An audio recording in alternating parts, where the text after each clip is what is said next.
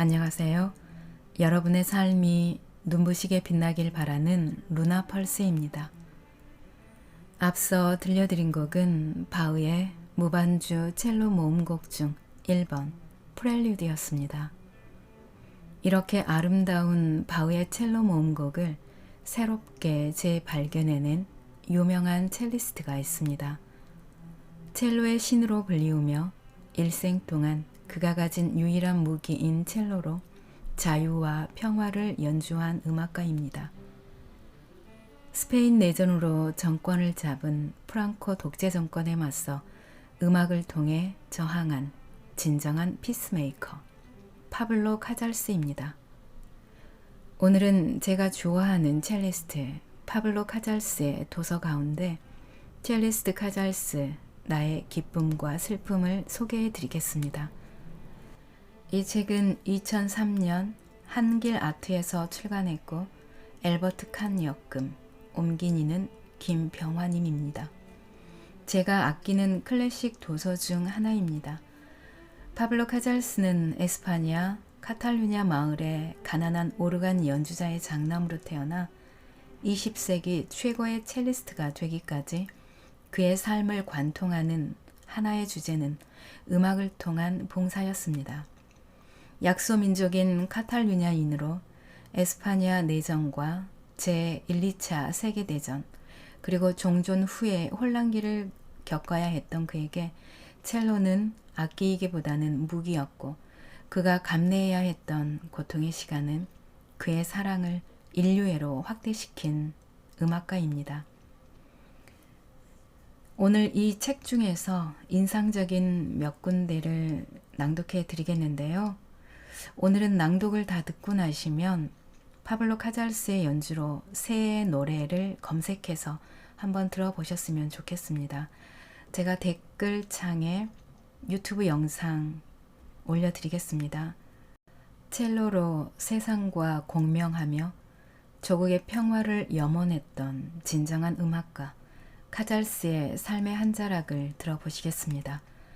오늘도 책과 함께 편안하고 따스한 시간 되시기 바랍니다. 바흐 내 영혼의 샘이여 중에서 바르셀로나. 11살 때 나는 첼로 소리를 처음 들었습니다. 그것은 소중하고 오랜 동반자 관계의 시작이었어요. 피아노와 바이올린, 첼로로 구성된 어떤 트리오가 벤드렐에 와서 연주회를 열었는데 아버지께서 나를 거기에 데려가셨죠. 연주회는 카톨릭 회관의 작은 홀에서 열렸고 청중은 그런 경우 항상 그렇듯이 교회에 갈 때 입는 제일 좋은 옷으로 차려입은 어부와 농부 그리고 마을 사람들이었습니다. 첼리스트는 바르셀로나의 시립음악학교 교수인 호세프 가르시아였습니다. 그는 이마가 벗겨지고 카이저 수염을 기른 잘생긴 사람이었죠. 그의 외모는 어딘가 그의 악기와 잘 어울리는 데가 있었어요. 첼로는 첫눈에 나를 사로잡았습니다. 전에는 한 번도 첼로를 본 적이 없었어요. 첫 음절을 듣는 순간부터 압도되었습니다. 숨도 쉴 수 없을 것 같았어요. 그 소리를 들으니 무언가 너무나 부드럽고 아름답고 인간적인 빛이 나를 가득 채웠습니다. 그래요. 정말로 인간적인 어떤 것이었어요. 첫 곡이 끝나자 나는 아버지께 말씀드렸습니다. 아버지, 저건 이때까지 들었던 것 중에서 제일 멋진 악기예요. 저걸 연주하고 싶어요. 연주회가 끝난 후 나는 아버지께 계속 첼로 이야기를 하면서 하나 사달라고 간청했어요. 80년도 더 전인 그 순간부터 나는 첼로와 결혼해버렸습니다. 그 후 첼로는 내 평생의 동반자이자 친구가 될 운명이었어요. 물론 바이올린이나 피아노 그리고 다른 악기도 즐거움을 주었지만 나와 첼로의 관계는 무언가 특별한 것이었습니다. 나는 바이올린을 첼로처럼 잡고 켜기 시작했습니다. 어머니는 사태의 본질을 파악하고 아버지에게 말했어요. 파블로가 저렇게 첼로에 열성을 보이니 제대로 공부할 수 있게 해야겠어요. 벤드렐에서는 그를 제대로 가르칠 만한 선생님이 없으니 알아봐서 바르셀로나에 있는 음악학교에 갈 수 있도록 해야겠어요. 아버지는 깜짝 놀랐지요. 당신 무슨 소리를 하는 거요? 파블로를 어떻게 바르셀로나에 보낼 수 있겠어? 솔직히 말해 우리는 돈이 없잖소.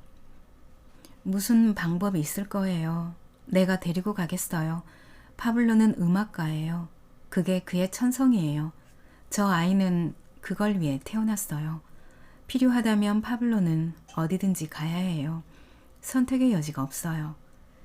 아버지는 찬성하지 않았습니다. 사실 그는 이미 생계를 위해 나에게 목수 일을 시키려는 생각을 품고 있었으니까요. 아버지는 어머니에게 말했습니다. 당신은 대단한 환상을 품고 있군. 그 문제에 관해 부모님의 말다툼은 더욱 잦아졌고 그 정도도 심해졌습니다. 나는 무척 괴로웠습니다. 두 분 불화의 책임이 내게 있다고 생각했으니까요. 스스로에게 물어봤지요. 이 상황을 어떻게 해결할 수 있을까 하고 말입니다. 그러나 어떻게 해야 할지 알 수 없었어요. 결국 아버지가 마지못해 물러섰습니다. 아버지는 바르셀로나의 시립음악학교에 나를 학생으로 받아줄 수 있는지 묻는 내용의 편지를 보냈습니다. 그는 또 그 편지에 내게 4분의 3 사이즈의 작은 첼로가 하나 필요한데 그걸 만들어줄 악기 제조공을 학교에서 알고 있는지도 물어보았습니다. 학교에서 긍정적인 회신이 온 뒤에도 내가 바르셀로나에 갈 시간이 다가오자 아버지는 계속해서 불안해했습니다. 카를로스, 이렇게 하는 것이 옳아요. 믿어도 돼요. 이렇게 해야 해요. 파블로에게는 이게 유일한 길이에요. 라고 어머니가 말씀하셨습니다. 아버지는 머리를 절레절레 흔들면서 난 모르겠어. 모르겠다고 라고 하시지요. 나는 알아요. 당신은 믿어야 해요. 확신을 가져야 해요. 그래야 돼요. 그건 정말 대단한 일이었습니다. 어머니도 음악 교육을 좀 받기는 했지만 아버지 같은 전문적인 음악가는 전혀 아니었어요. 그런데도 어머니는 내 미래가 어떤 것이 될지 아셨어요. 어머니는 처음부터 알았던 것 같아요. 마치 어떤 특별한 감각, 특이한 예지력을 가진 것처럼 말이지요. 어머니는 그냥 아셨어요. 그리고 그런 인식 위에서 확고부동하며 침착한 태도로 행동하셔서 나를 항상 탐복해 했습니다. 그때 내 공부에 대해서만이 아니라 훗날 내가 다른 상황에서 경력을 쌓아가는 과정에서 갈림길에 섰을 때에도 마찬가지였어요. 내 동생들 루이스와 엘리케에 대해서도 마찬가지였습니다. 그들이 아직 어렸을 때에도 어머니는 그들이 걸어갈 경로를 알았습니다. 나중에 내가 세계 여러 곳에서 연주회를 열고 어느 정도 성공하게 되었을 때 어머니는 행복해 하셨지만 감동하셨다고까지는 말할 수 없지요. 어머니는 이미 그렇게 될 줄 알고 계셨으니까요. 살아가면서 어머니가 무엇을 굳게 믿었는지 스스로도 이해하게 되었습니다. 일어날 일은 일어날 수밖에 없다는 결론에 도달하게 되었지요. 물론 자신에 대해 또는 우리가 무엇이 될 것인지에 대해 할 수 있는 일이 아무것도 없다는 뜻은 아닙니다. 세상의 모든 일은 항상 변화의 와중에 있으며 변화가 자연의 방식입니다. 우리 자신도 자연의 일부인 만큼 항상 변화하고 있지요. 우리에게는 스스로를 더 좋게 변화시키기 위해 항상 노력해야 한다는 의무가 있어요. 그러나 나는 각자의 운명이 있다는 것도 믿습니다. 나는 복잡한 심정으로 벤드레를 떠났습니다. 그 마을은 내 집이었고 내 어린 시절의 무대였습니다. 그 꼬불꼬불한 길을 따라 자전거를 탔고 아버지가 피아노를 연습하고 교습하시던 거실이 있는 작은 우리 집, 수많은 즐거운 시간을 보냈던 학교, 함께 씨름하고 놀이를 하던 학교 친구들, 이런 모든 익숙하고 소중한 것들을 떠나고 싶지 않았습니다. 나는 겨우 11살밖에 안 되었는데 아무리 음악가라 하더라도 별로 많은 나이는 아니었지요. 바르셀로나와 벤드렐 사이의 거리는 50마일 정도밖에 안 되었지만 거기에 가는 것이 내게는 해외여행이나 마찬가지였습니다. 바르셀로나는 어떻게 생겼을까? 나는 어디에 묵을 것인가? 친구나 선생님은 어떤 사람들일까? 물론 그와 동시에 흥분으로 설레이기도 했지요. 어머니가 기차로 함께 가셨습니다. 아버지가 정거장에서 작별하면서 부드럽게 안아주셨을 때 나는 예전에 개에게 물려 병원에 갔을 때 아버지가 해주신 말씀을 기억하려고 했습니다. 남자는 울지 않는 거라고 스스로에게 말해봐. 그러니까 내가 바르셀로나에 간 것이 80여 년의 일이군요. 지금도 그렇지만 그 시절에도 그 도시는 거대하고 역동적이었습니다. 번잡한 거리와 가지각색의 카페, 공원과 박물관, 사람들이 북적대는 상점, 여러 나라에서 온 배들이 닻을 내리는 시끌벅적한 부두도 있었습니다. 그 도시는 내게 하나 이상의 의미에서 세계로 나가는 통로가 되어 주었습니다. 어머니는 바르셀로나의 시립음악학교에 나를 입학시키고 벤드렐로 돌아가셨습니다. 어머니는 한 달쯤 뒤에 바르셀로나로 다시 오셔서 나와 함께 지낼 예정이었어요. 어머니는 내가 당신의 먼 친척집에 머물 수 있도록 주선해 주셨습니다. 그 사람은 목수였고 아내와 함께 그 도시의 구시가지에서 노동자들과 이웃해 살고 있었습니다. 그들은 친절하고 온화한 사람들로 나를 친자식처럼 대해 주었습니다. 베네트라는 사람의 그 목수는 굉장히 멋진 분이었어요. 덩치가 크지 않는데도 도무지 무서운 게 없는 사람이었지요. 그는 혼자서 범죄와의 전쟁을 개시한 기사였어요. 어느 날 그가 서랍을 여는 것을 옆에서 보고는 그 사실을 알았습니다. 놀랍게도 거기에는 칼과 총이 가득 들어 있었어요. 내가 놀라서 그 무기들이 왜 필요한지를 물었더니 자기 자신의 특별한 소명에 대해 이야기해 주었습니다.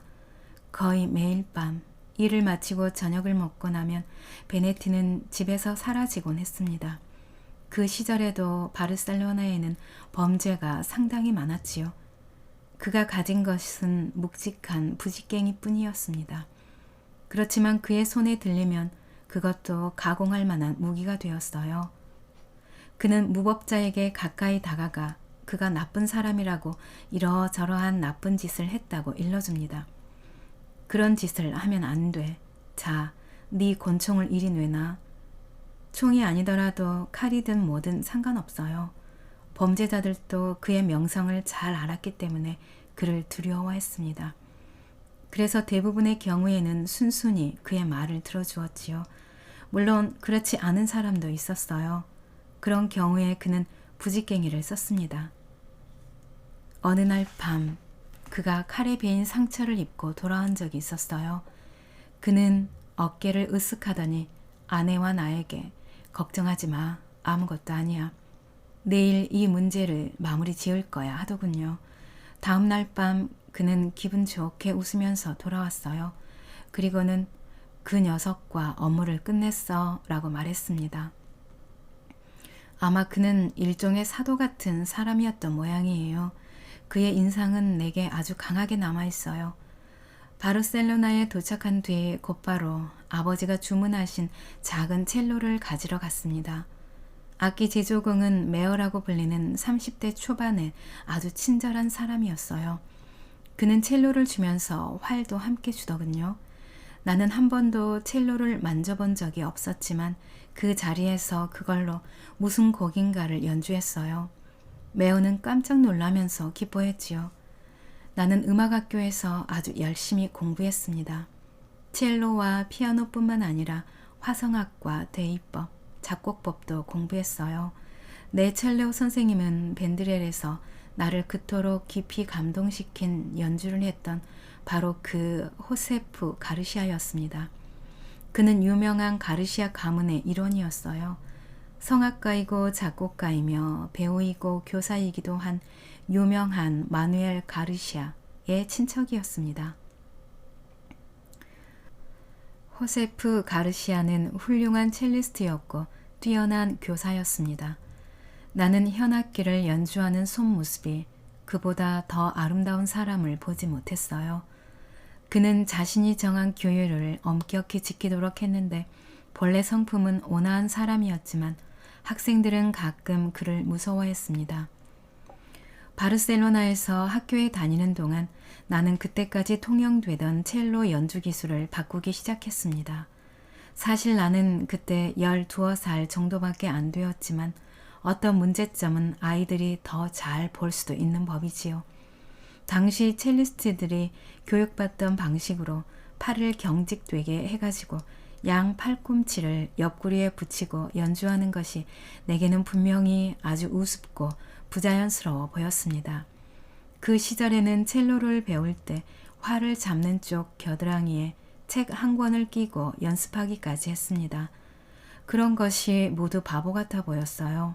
그래서 나는 집에서 연습하면서 심하게 꺾이고 부자연스러운 자세를 버리고 팔을 자유롭게 움직일 수 있는 방법을 궁리하기 시작했습니다. 또 왼손의 움직임과 운지법이 개선되어야 할 필요가 있다고 생각했습니다. 그 시절에는 왼손을 꺾은 자세로 유지했기 때문에 첼리스트들은 끊임없이 손을 위아래로 움직이며 손가락을 놀려야 했지요.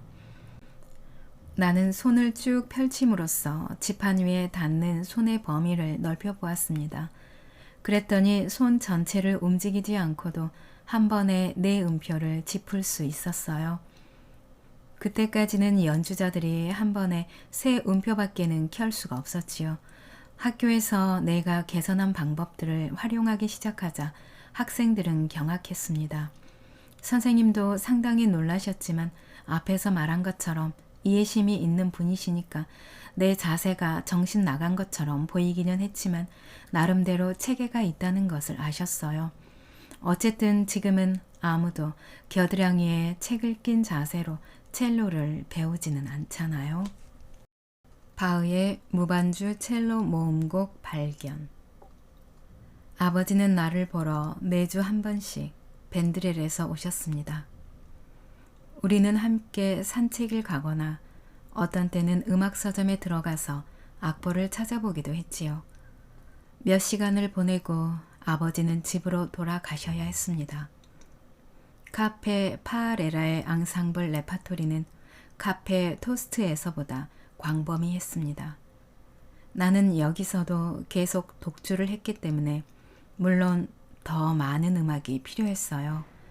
하루는 아버지께 카페 파레라에서 쓸 새 독주곡이 꼭 있어야 한다고 말씀드렸습니다.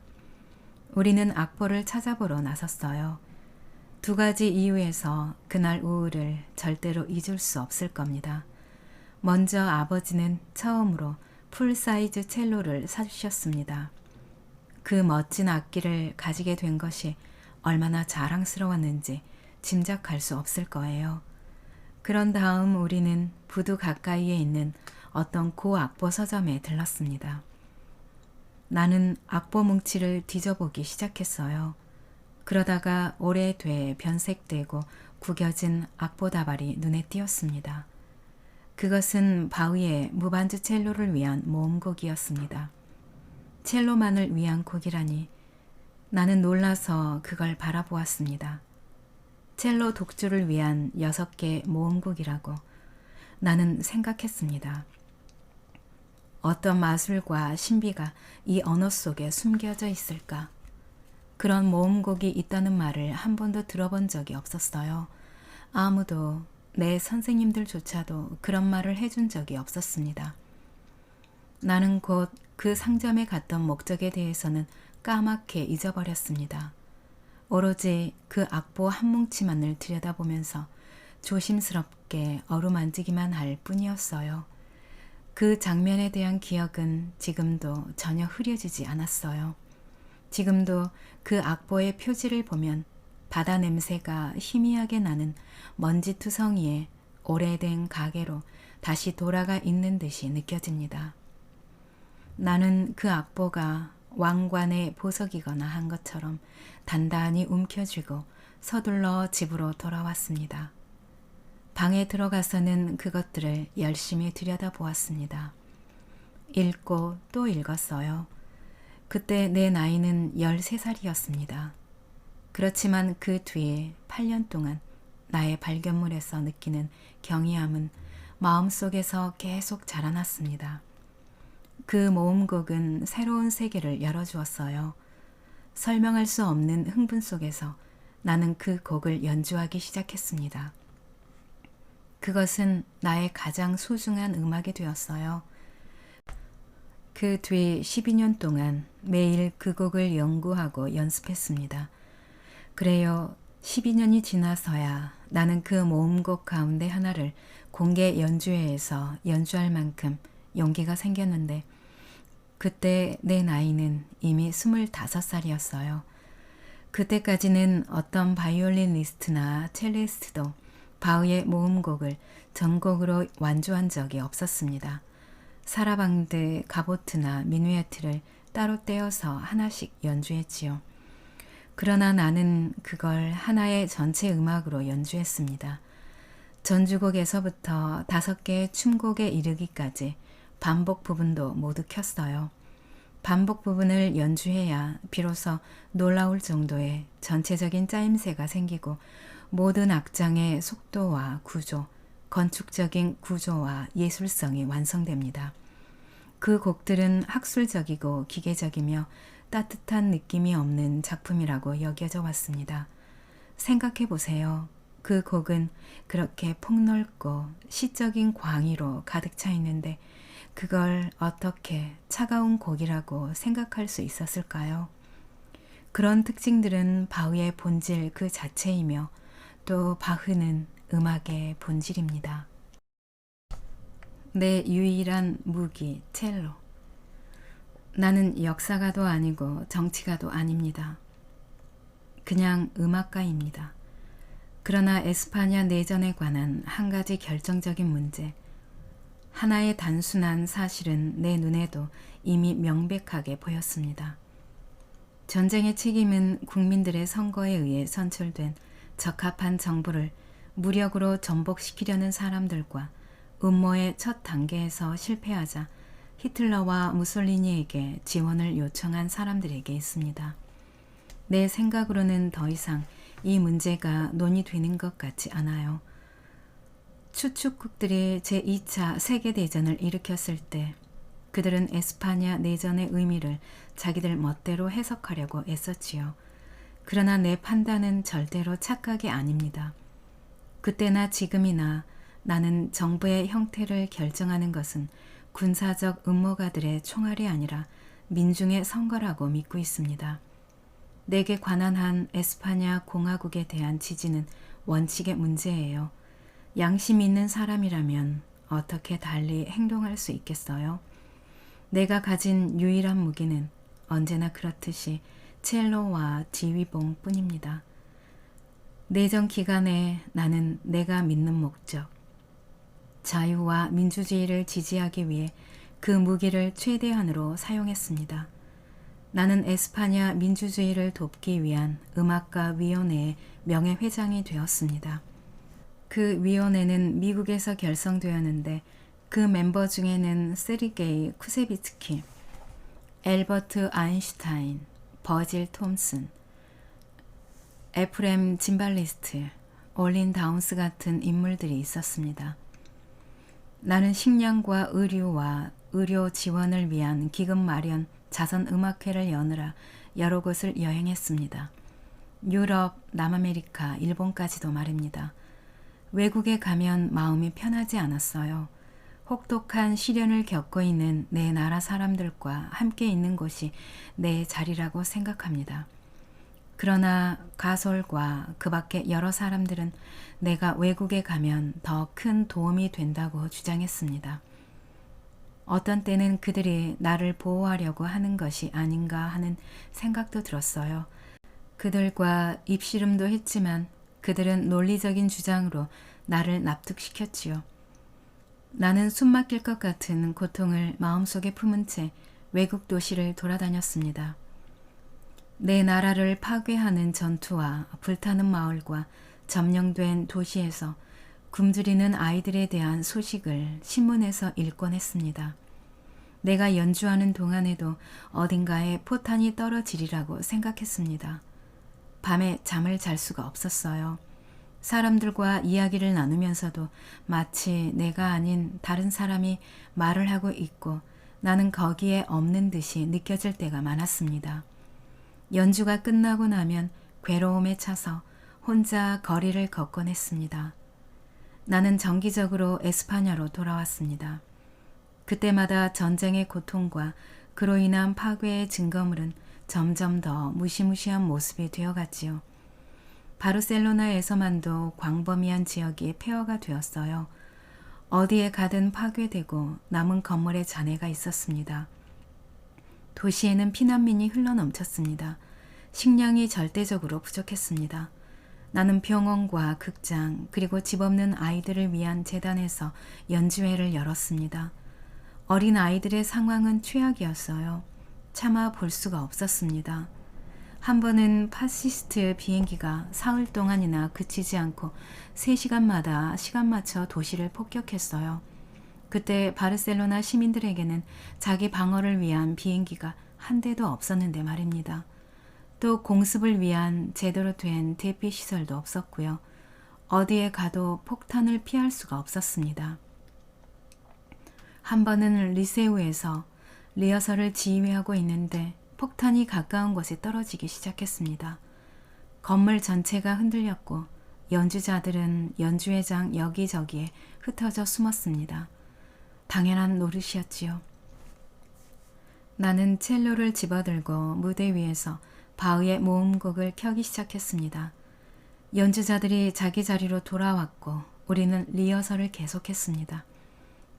한 가지 기적은 국민들의 사기였습니다. 엄청난 강적을 상대해 싸우고 있는 군인들의 태도도 물론 영웅적이었지만 도시의 모든 구역에 있는 일반 남녀들의 태도 또한 마찬가지였습니다. 그들이 얼마나 용기 있고 위험 있게 자신들의 임무를 수행해 나갔는지 모릅니다. 그런 것은 하나의 거대한 서사시였습니다. 모든 사람들이 우리는 사수하리라 라는 말을 입에 달고 살았습니다. 누구나 무릎 꿇고 살기보다는 서서 죽기를 원한다는 모토를 알고 있었습니다. 그런 말들과 비교해보면 에스파냐 외국인 연대의 창립자인 파시스트 아스트라이 장군의 악명 높은 건배사인 죽음이여 영원하라 라는 말은 얼마나 대조적입니까?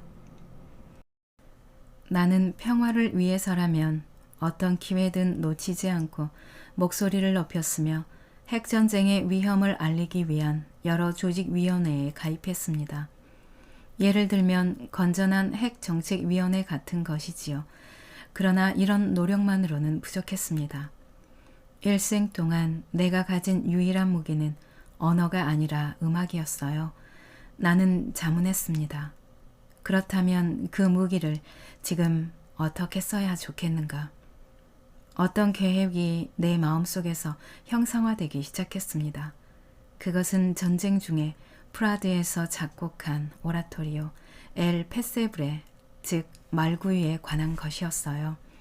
그 곡의 메시지도 평화와 인간의 형제이니까 이런 위급한 시기에 행동하는데 이보다 더 좋은 수단이 달리 있겠어요? 나는 어디에 가든지 이 곡을 가지고 다니면서 지위에 세계 평화와 국가들 간의 이해 증진이라는 목적을 추구하는 개인적인 메시지로 전달하기로 했습니다. 어떤 친구들은 그 일을 하지 말라고 말렸습니다. 그런 일은 너무 힘들 거라고 걱정했지요.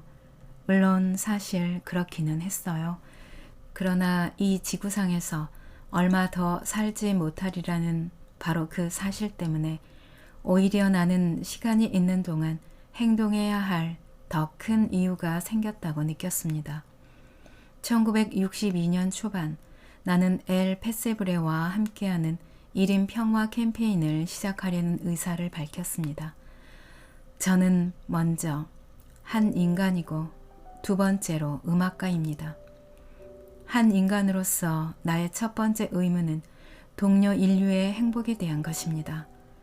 나는 신이 내게 주신 수단인 음악을 통해 이 의무에 봉사하려 합니다. 음악은 언어와 정치 그리고 국경을 초월하기 때문입니다. 세계 평화에 대한 내 기여가 크지는 않겠지요.